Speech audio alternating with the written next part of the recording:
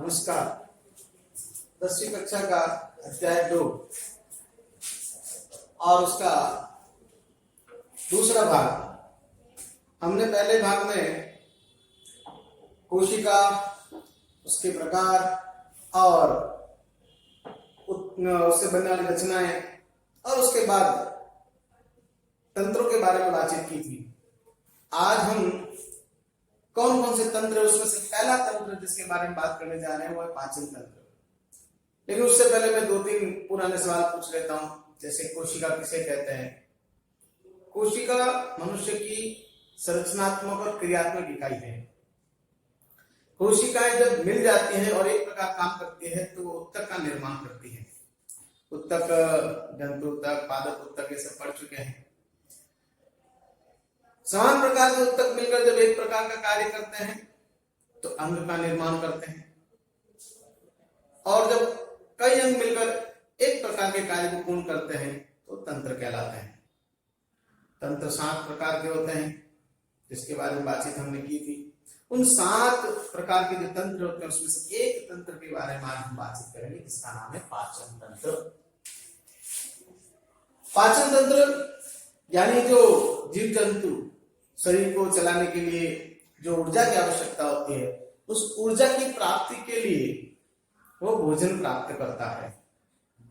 तो जो भोजन वो प्राप्त करता है तो उस भोजन को ऊर्जा में बदलने के लिए शरीर के अंदर कई क्रियाएं संपन्न होती है। उन क्रियाओं को ही पाचन तंत्र के नाम से जाना जाता है। वो समस्त क्रियाएं मिलकर शरीर में ऊर्जा का निर्माण करती है, और ये ऊर्जा मनुष्य के शरीर में एडिनोसिन डाइफॉस्फेट ट्राइफॉस्फेट के रूप में निर्मित होती है, जिससे वो शरीर के अंदर संचय करता है, उपयोग में रखता है। और हमें पता होना चाहिए कि शरीर के अंदर जो ऊर्जा निर्मित होती है भोजन के द्वारा, वो हमारे शरीर की कोशिका के अंदर एक अंग है, कोशिकांग, जिसे माइटोकॉन्ड्रिया कहते हैं। वहां पर इस ऊर्जा का निर्माण ऑक्सीजन की उपस्थिति में होता है। ये 9वीं क्लास में आपने अध्ययन किया है। तो इसी कारण हम शरीर की कोशिका को संरचनात्मक क्रियात्मक, ये क्रिया की उसने ऊर्जा निर्माण की, और शरीर के निर्माण में इसकी पूरी भूमिका। हमारा जो पूरा शरीर है वो कोशिकाओं से निर्मित है, और ये कोशिका ही सभी तंत्र का निर्माण करती है। तो पाचन तंत्र के कौन कौन से भाग होते हैं, आज से उनका अध्ययन करते हैं। पाचन तंत्र काम किस प्रकार करता है उसके बारे में बातचीत, और उसमें कौन कौन सी रासायनिक क्रिया होती है, कौन कौन से कार्य होते हैं, वो अगले बाद में पढ़ेंगे। आज उसी पाचन तंत्र के अंग के बारे में पढ़ते हैं।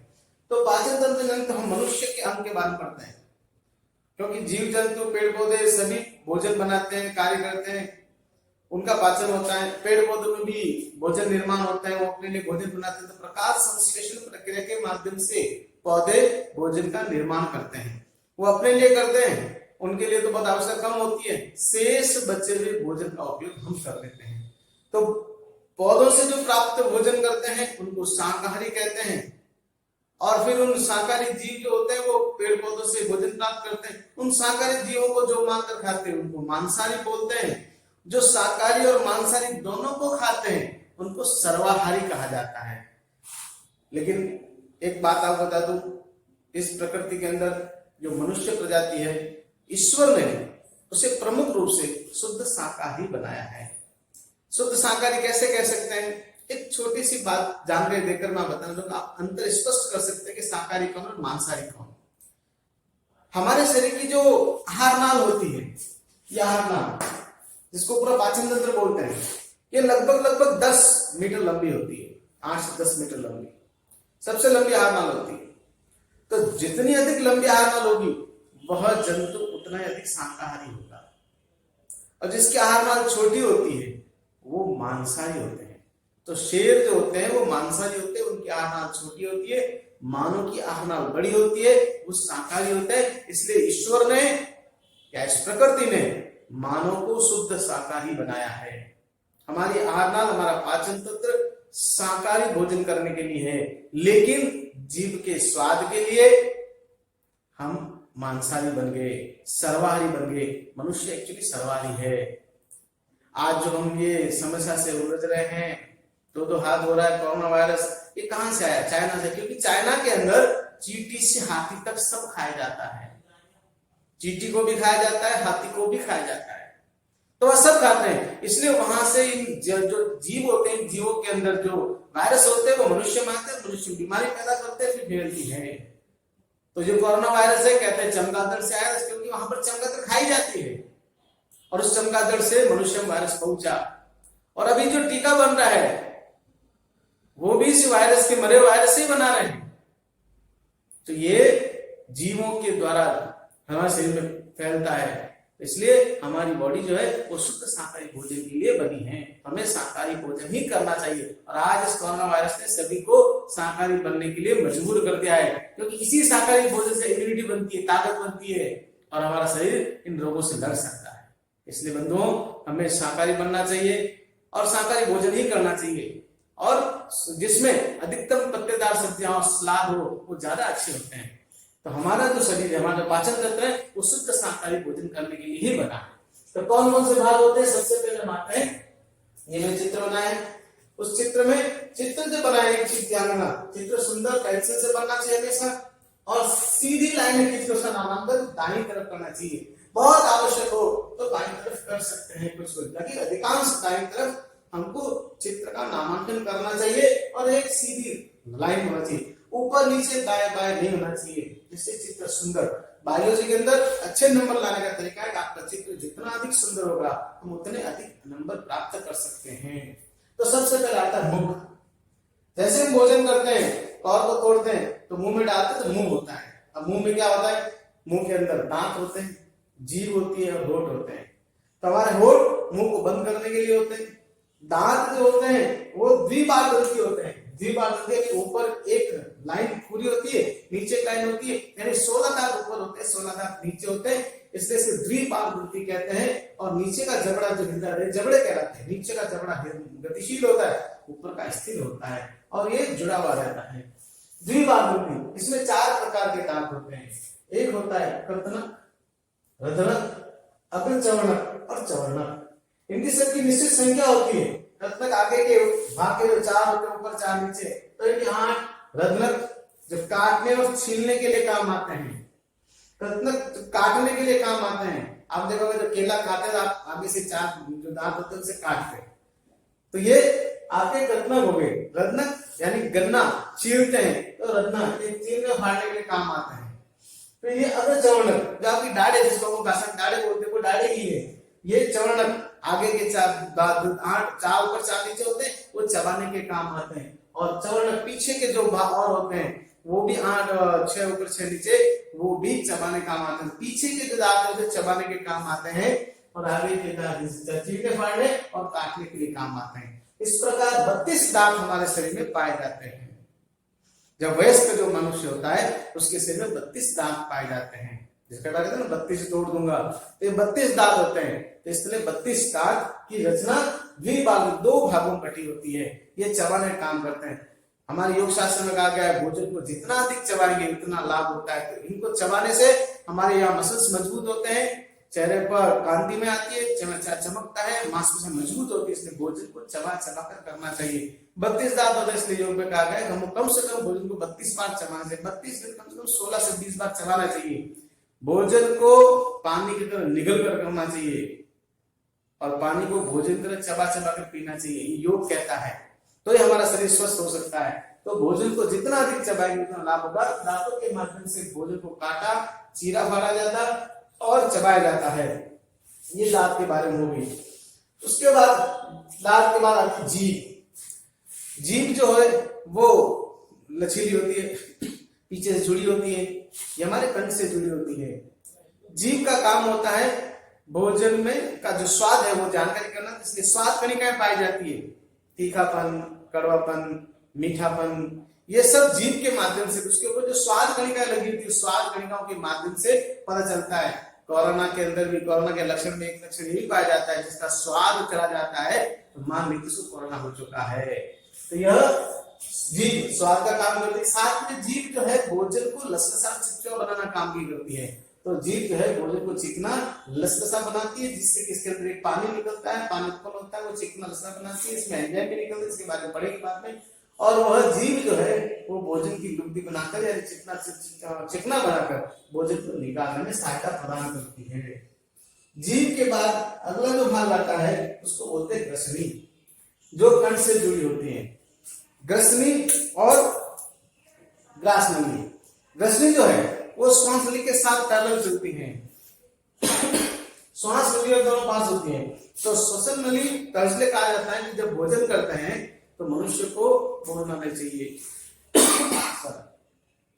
बोलना नहीं चाहिए, क्योंकि बोलते हैं तो भोजन जो है वो श्वास नली में जा सकता है, क्योंकि दोनों पास होती है। दोनों के ऊपर एक ही ढक्कन पाया जाता है, इसको घाटी ढक्कन बोलते हैं। एक ही ढक्कन होता है। जब हम भोजन करते हैं श्वास नली को ढक देता है, जो श्वास देते हैं तो भोजन नली को ढक देता है। इस प्रकार यह ग्रसनी। ग्रसनी के 3 भाग होते हैं, नासा ग्रसनी, मुख ग्रसनी, अधो ग्रसनी। जैसे नासा ग्रसनी का जो नासा यानी जहाँ सांस जाती है नाक के पास अलग होती है, नासा ग्रंथि कहते हैं। मुख ग्रंथि जहाँ से भोजन अंदर प्रवेश करता है। अधो ग्रसनी जो हमारे इस आमाशय भाग से जुड़ी होती है। इस तरह यह 3 भाग में बनी होती है ग्रसनी, नासा ग्रसनी, मुख ग्रसनी, अधो ग्रसनी। इसका काम इतना होता है कि भोजन को आमाशय तक पहुंचाना, आमाशय तक पहुंचाने का।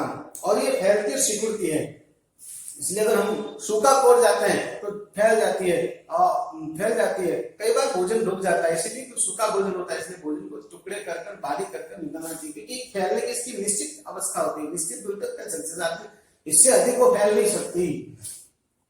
इस तरह यह भोजन ग्रसनी से होकर आमाशय तक पहुंचता है। अब आता है आमाशय। यह आपका आमाशय है। आमाशय हमारे शरीर का इस पाचन तंत्र का सबसे प्रमुख भाग है, जिसको हम लोग अपनी भाषा में पेट बोलते हैं। ये पेट नहीं, आमाशय है। सॉरी। तो ये आमाशय जो है ये एक फैला हुआ भाग, गोलाकार संरचना होती है।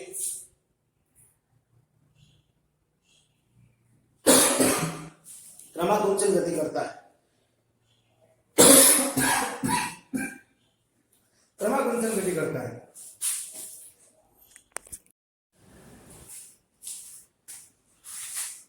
तो आमाशय जो है वो क्रमानुसार गति करता है, यानी फैलने और सिकुड़ने का। हमारा जो अधिकांश भोजन है वो आमाशय में आता है और आमाशय में आकर इकट्ठा रहता है, और यह लगभग 3 से 4 घंटे तक यही रहता है। तो आमाशय जो है वो थोड़ी मोटी और मांसपेशी की बनी दीवारें होती है। इस आमाशय के 3 भाग पाए जाते हैं। जठरांगन भाग, यानी जहां से भोजन अंदर प्रवेश करता है वो भाग। निर्गमी भाग, यह वाला भाग, इसको निर्गमी भाग कहते हैं। और फंडिस, ये जो जे आकार का जो बना होता है, इस प्रकार की रचना होती है। इस तरह से यह जे आकार की बनी संरचना जो होती है वो आमाशय होती है। जठरांगम, निर्गमी और फंडिस, ये 3 भाग का निर्मित होता है। अग्रभाग, मध्य भाग और पश्चिम भाग, ये 3 भाग होते हैं इसके, इस आमाशय के। ये तीनों भाग मिलकर आमाशय का निर्माण करते हैं। आमाशय शरीर इसका मैंने से कहा था पाचन के सबसे प्रमुख अंग है, क्योंकि इसी के अंदर भोजन की लुब्धि होती है। भोजन यहाँ पर बिल्कुल तरल अवस्था में आ जाता है और उसके बाद यहाँ से आगे भेजा जाता है। आमाशय आगे जाकर एक छोटी नाल से जुड़ता है, जो हमारे शरीर की सबसे लंबी नली है, लगभग 6 मीटर की। कितनी? लगभग 6 मीटर की पाई जाती है। इसको छोटी आंत बोलते हैं। हमारे शरीर का जो अधिकांश अवशोषण है, भोजन का पाचन अवशोषण इसी भाग से होता है। यह अवशोषण भी करती है और भोजन का पाचन भी करती है। यहाँ पर भोजन जो क्षारीय हो जाता है, आमाशय के अंदर भोजन अम्लीय हो जाता है। ये ध्यान रखना, आमाशय में भोजन की प्रकृति अम्लीय होती है और यहाँ पर इसकी प्रकृति क्षारीय हो जाती है। क्यों होती है, जो अगले बार में पढ़ेगी। तो यह ग्रसनी। अब जो छोटी आंत होती है वह भी 3 भाग की बनी होती है, जिसको अग्र शुद्रांश और ये भाग जिसको छोटी आंत कहते हैं। तो इस प्रकार 6 मीटर की बनी हुई, इसकी 6 मीटर लंबी ये आपकी छोटी आंत। छोटी आंत के अंदर छोटे छोटे वलय पाए जाते हैं जो भोजन का अवशोषण करते हैं, और भोजन के अवशोषण को भोजन को रक्त के माध्यम से शरीर के सभी भागों तक पहुंचाया जाता है। तो इस प्रकार यह छोटी आंत तो सबसे लंबी, यही आंत जो होती है वो मांसाहारी जीवों के अंदर छोटी पाई जाती है, इसलिए उसको मांसाहारी बोलते हैं। हमारे शरीर में यह 6 मीटर लंबी होती है। इसलिए हम इसको हम अपने आप को शाकाहारी बोलते हैं। तो शाकाहारी जीवों की आंखें लंबी होती है, मांसाहारी जीवों की आंखें छोटी होती है। साधारण शाकाहारी मांसाहारी का अंतर कर सकते हैं। फिर ये जो छोटी आंख होती है वह बड़ी आंख से जुड़ी होती है। बड़ी आंख थोड़ी मोटी मांसल होती है और लगभग जो होती है वो 1.3 मीटर लंबी होती है। कितनी होती है? 1.3 मीटर। ज्यादा बड़ी नहीं होती है लेकिन मोटी होती है। इसके अंदर जो वलय होते हैं, अंदर बहुत बड़े जो बड़े बड़े उभार होते हैं, इसको वलय बोलते हैं, वृहंत आदि बोलते हैं। ये बड़ी आंत होती है। इसके अंदर जो बड़े उभार होते हैं वो जल और खनिज लवण का अवशोषण करने का काम करते हैं। किसका काम करते हैं? जल और खनिज लवण का अवशोषण करते हैं। तो इस प्रकार इसके अंदर ये बड़े बड़े जो वलय होते हैं वो वलय से वो मोटी हो जाती है। ज्यादा इसका काम नहीं होता है। इसका काम होता है जल और खनिज लवण का अवशोषण करना। और इस बड़ी आंत के बाद बड़ी आंत जो है वह मलाशय से जुड़ जाती है।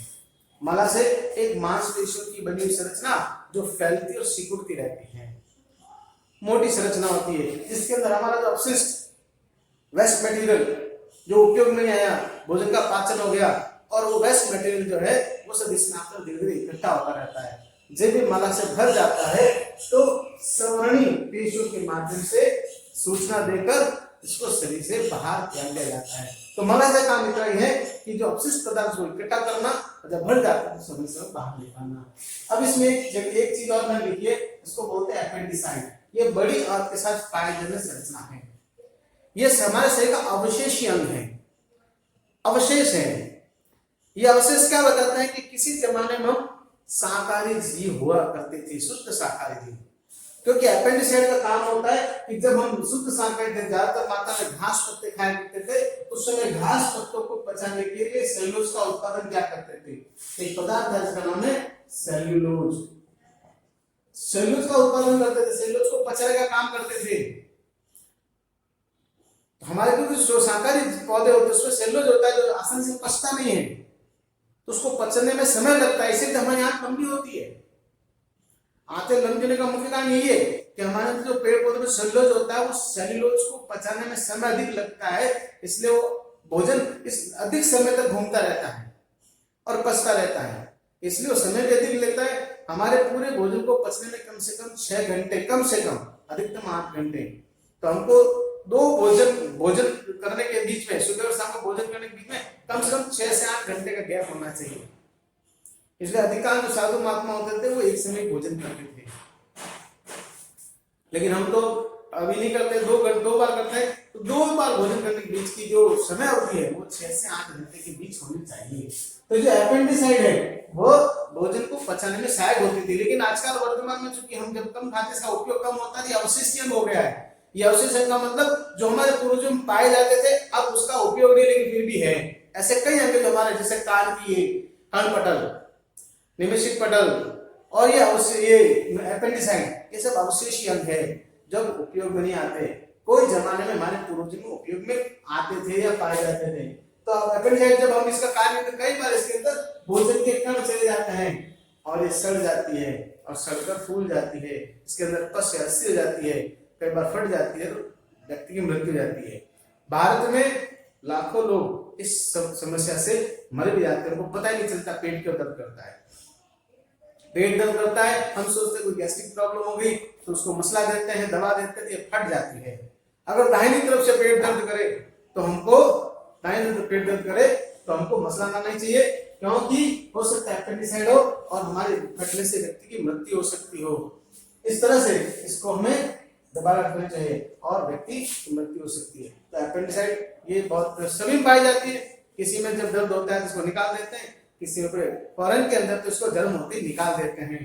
इस तरह से हमारे शरीर में पाचन तंत्र, तो पाचन तंत्र के ऐसे प्रमुख भागों के बारे में बात है। हमारी जो पूरी पाचन तंत्र जो लंबाई होती है वो लगभग 8 से 10 मीटर होती है। कितनी होती है? 8 से 10 मीटर। जो हमारी आना पाए थी मुख से लगाकर मलाशय तक, इसकी जो लंबाई होती है 8 से 10 मीटर होती है। तो एक बार फिर से बता दो कौन कौन से भाग होते हैं? मुख होते हैं, जीभ होती है, ग्रसनी होती है, आमाशय, छोटी आंत, बड़ी आंत और मलाशय। ये सभी भाग जब मिलकर एक साथ कार्य करते हैं तो ये पाचन तंत्र का निर्माण करते हैं। ये सब अंग हो गए, ये मलाशय, छोटी आंत, बड़ी आंत, आमाशय, ये सब जो है हमारे शरीर के अंग हो गए। ये अंग मिल जाते हैं तो समस्त कार्य करते हैं। इसमें तो और बताए गए हैं, एक यकृत और अग्नाशय, ये दोनों एक्चुअली ग्रंथियां हैं, इसलिए मैं इनको अभी साथ पढ़ नहीं रहता, लेकिन ये दोनों ग्रंथियां हैं जिसमें से एंजाइम्स निकलते हैं जो भोजन को पचाने में सहायक होते हैं, इसलिए उससे बताना था। लेकिन फिर भी ये यकृत और अग्नाशय ग्रंथियां जो भोजन को पचाने में सहायता प्रदान करती है, छोटे होते हैं लेकिन बहुत महत्वपूर्ण भूमिका अदा करते हैं। इस तरह ये प्रमुख भाग पाए जाते हैं जिनके बारे में अध्ययन किया। इसके अंदर कौन कौन सी रासायनिक क्रिया होती है और कैसे भोजन का पचना होता है, इसको अगले वीडियो में हम बात करेंगे। धन्यवाद।